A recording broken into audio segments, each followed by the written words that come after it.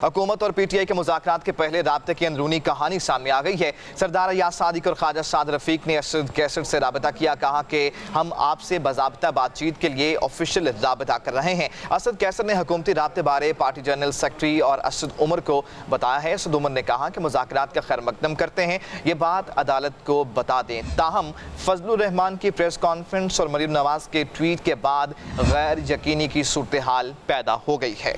PTI और हुकूमती नुमाइंदों की मुलाकात कब होगी तय ना हो सका। असद उमर ने कहा कि अदालत को क्या बताना था।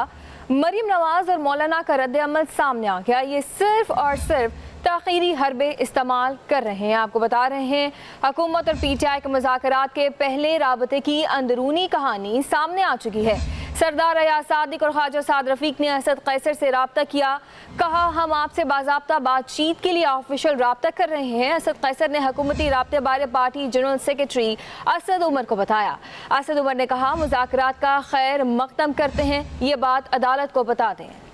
हुकूमत और पीटीआई के मुज़ाकरात के पहले राब्ते की अंदरूनी कहानी मंजरेआम पर आ गई है। सरदार अयाज सादिक और ख्वाजा साद रफीक ने असद कैसर से राबता किया है, कहा हम सब आपसे बाज़ाब्ता बातचीत के लिए ऑफिशियल राबते कर रहे हैं। असद कैसर ने हुकूमती राब्ते बारे party general secretary Asad Umar को बताया है। असद उमर ने कहा कि मुज़ाकरात का हम खैर मकदम करते हैं, ये बात अदालत को बता दें। ताहम फजलुर रहमान की प्रेस कॉन्फ्रेंस और मरीम नवाज के ट्वीट के बाद गैर यकीनी की सूरत हाल पैदा हो गई है। पीटीआई और हुकूमती नुमाइंदे की मुलाकात कब होगी तय नहीं हो सका। असद उमर ने कहा कि अदालत को क्या बताना था। मरीम नवाज और मौलाना का रद्द अमल सामने आ गया है, यह सिर्फ और सिर्फ ताख़ीरी हरबे इस्तेमाल कर रहे हैं। कल एक अहम हेयरिंग हुई और उसमें ये बाकायदा चीफ जस्टिस साहब के ये रिमार्क्स थे कि अगर आप आपस में मुज़ाकरात कर लेते हैं तो कोई गुंजाइश निकाली जा सकती है। आज इस पर ये दौर हुआ है, लेकिन मामला फिर तख़ीर का शिकार होता दिखाई दे रहा है। हमारे साथ इसी पर बात करने के लिए नुमाइंदा फातिमा शेराजी मौजूद हैं, नुमाइंदा लाहौर। फातिमा, बताइएगा, अंदरूनी कहानी मंजरेआम पर आ गई है,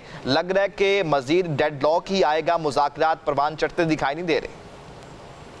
जी बिल्कुल, मुल्क की जो इस वक्त सूरत हाल चल रही है, इस वक्त सारी जो सियासी कायदीन हैं वो एक पेज पर आने के लिए तैयार हो रहे हैं, लेकिन ये बस आपस में बैठ के ही तैयार होते हैं। जब भी कोई डेडलाइन दी जाती है या कोई डे या टाइम फिक्स होता है तो उसमें कोई ना कोई ऐसी बात आ जाती है जिसपे जो है इनके मुज़ाकरात कामयाब नहीं होते।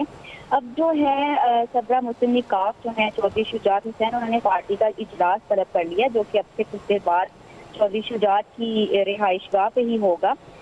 इससे ये है कि मुस्लिम लीग काफ के जो सरदार अयाज सादिक और ख्वाजा साद रफीक और दीगर रहनुमाओं ने भी साबिक स्पीकर असद कैसर से रब्ता किया है। और जब इन्हें ये पता चला कि असद कैसर और असद उमर को बताया गया, असद कैसर ने, कि बाकी पार्टी के जो सियासी कायदीन हैं वो राब्ता कर रहे हैं, तो असद उमर ने काफ़ी पॉजिटिव रिस्पॉन्स दिया और कहा कि राब्ता अच्छी बात है, हुकूमती नुमाइंदे सुप्रीम कोर्ट में दौरान समात इससे आगाह करेंगे।